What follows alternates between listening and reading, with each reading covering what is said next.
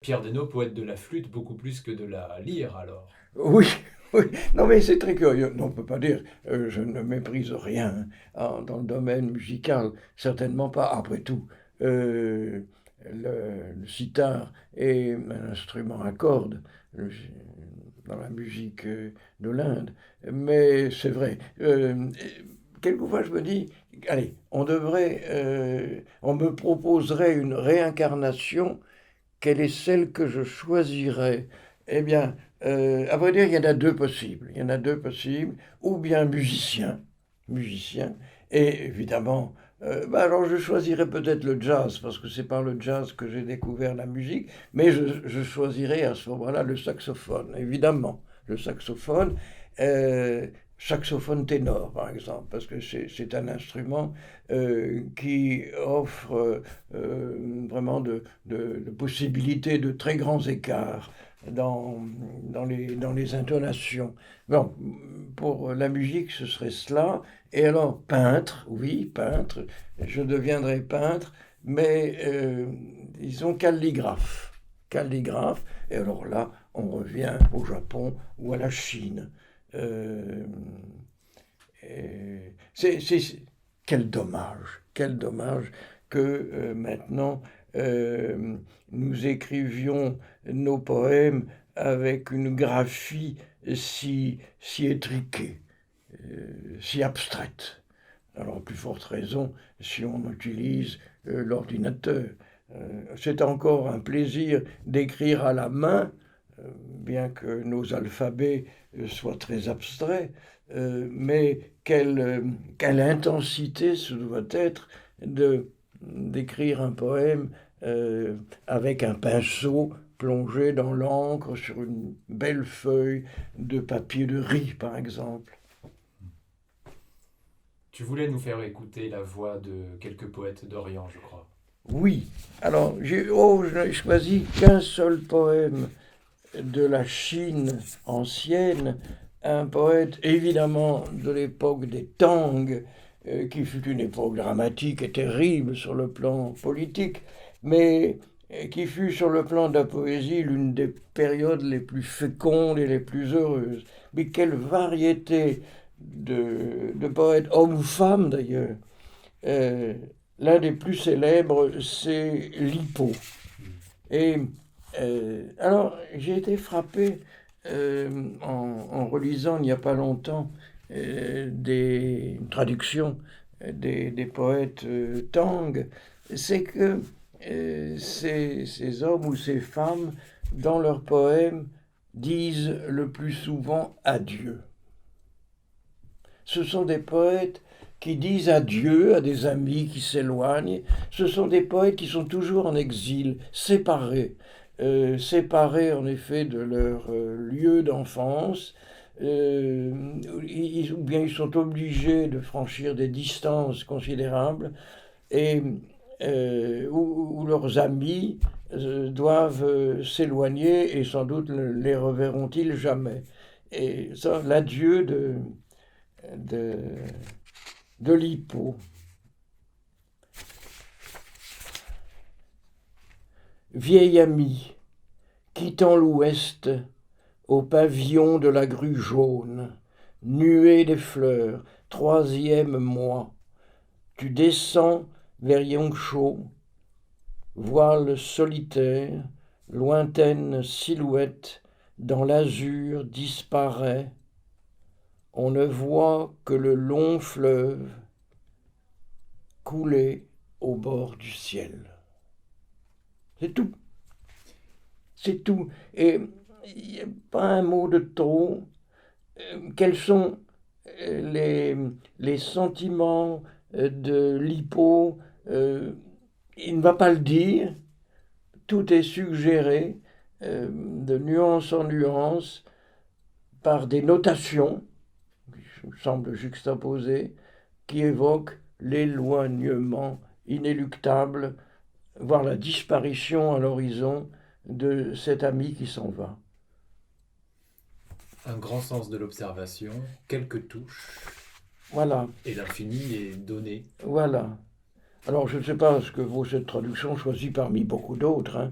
Mais enfin, alors évidemment, on ne va pas aborder le problème de la traduction, et nous écouterions le poème lu en chinois. Serait-on capable de l'apprécier vraiment? J'en doute. Mais enfin, il passe quand même quelque chose dans, dans ces poèmes traduits. Alors, rien ne m'émeut plus, puisque, par exemple, Malheur s'est inspiré des poésies chinoises, et même de l'adieu, dans Les Chants de la Terre, si je ne me trompe, d'après une traduction en allemand. Et alors ça, c'est extraordinaire. Un poète chinois, par le biais d'une traduction qui valait ce qu'elle valait, a pu inspirer un musicien de la fin du 19e siècle ou du début du 20e siècle, comme ça. Et je crois c'est ça qui me touche. À travers les temps et les langues, il y a une communauté poétique. Je crois qu'on en arrive là à un point aussi important dans ton travail et que la lecture exprime très bien, c'est que finalement tous ces auteurs sont présents. Ce que le poète essaye de toucher par ses mots, c'est non pas une représentation, mais une présence. Oui, une présentation, en tout cas une présence, c'est un mot décisif, celui-là. Bien, bon, même si on le trouve déjà, bonne foi l'emploi très souvent. Oui, mais je crois on aboutit à ça, à une présence. Elle est sans doute éphémère, et il faut sans cesse la faire revivre, hein. Mais c'est ce à quoi la poésie, telle que je l'entends, vise. Il faudrait toujours, dans ce qu'on dit, nuancer et bien dire la poésie telle que je l'entends, non pas que je, en l'occurrence, ait une importance considérable, mais c'est quand même une subjectivité qui ne s'affirme pas d'ailleurs, hein, qui s'efface le plus possible pour être mieux à l'écoute. Mais je ne voudrais pas, en effet, théoriser, généraliser. C'est pas ça me gêne toujours quand j'entends parler de la poésie, bien sûr.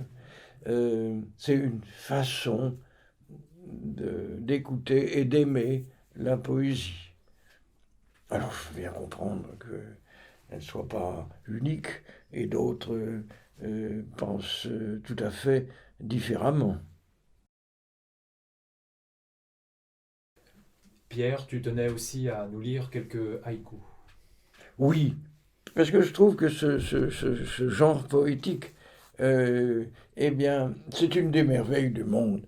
J'ai pas besoin de longues épopées, j'ai pas besoin de poèmes qui ont des pages et des pages et des pages et qui finissent par bavarder.